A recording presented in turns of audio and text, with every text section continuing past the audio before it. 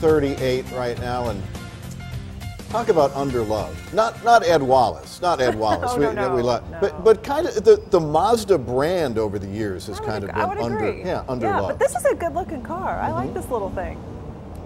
Well, Lauren and Tim, we have the update, the 2019 Mazda CX-3. Now, this is a subcompact crossover just below their CX-5, and they start at $20,000. That's inexpensive enough. You would think of this in terms of the Nissan Rogue Sport, the Honda HR-V instead of the CR-V. So let's talk about what's really right on this car, the body rigidity. Mazda is a master at that.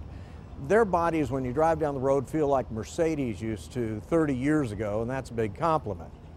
There's no blind spots in this for a compact crossover, and that's very nice because a lot of the cars do kind of block up the back end, and it's not fun looking around.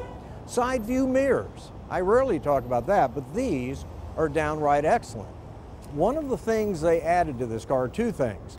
They added 2 more horsepower to the engine, as if that's a big deal, 148 horsepower, and they start putting blind spot warning indicators on the cars, which frankly ought to be standard on everything. Going to the interior, assuming we can get the doors unlocked, there we go.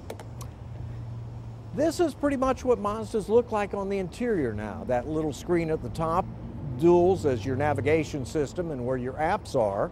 I understand we're going to have an Apple Play and Android option going into 2019. Air conditioner, really cold. Radio, a little bit better than average. Noise level, it could be quieter. Now, when you go to the back, you can start seeing the difference between this and even a compact crossover.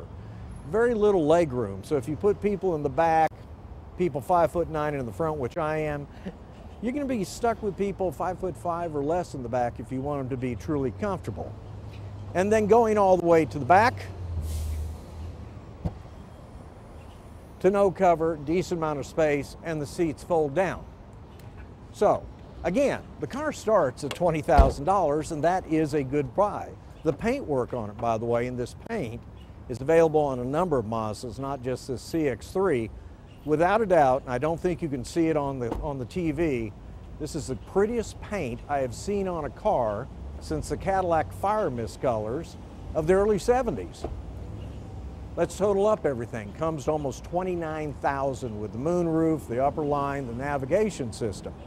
And that's where I need to caution people. If you get the base model with some nice things on it, you can buy it under $25,000, and this is an exceptional subcompact crossover.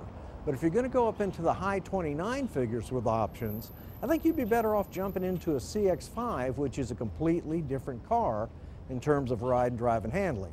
One other thing they added to this was their G-vectoring for making fast corners, where it retards the engine in a second to keep the car level by shifting the center of balance on it.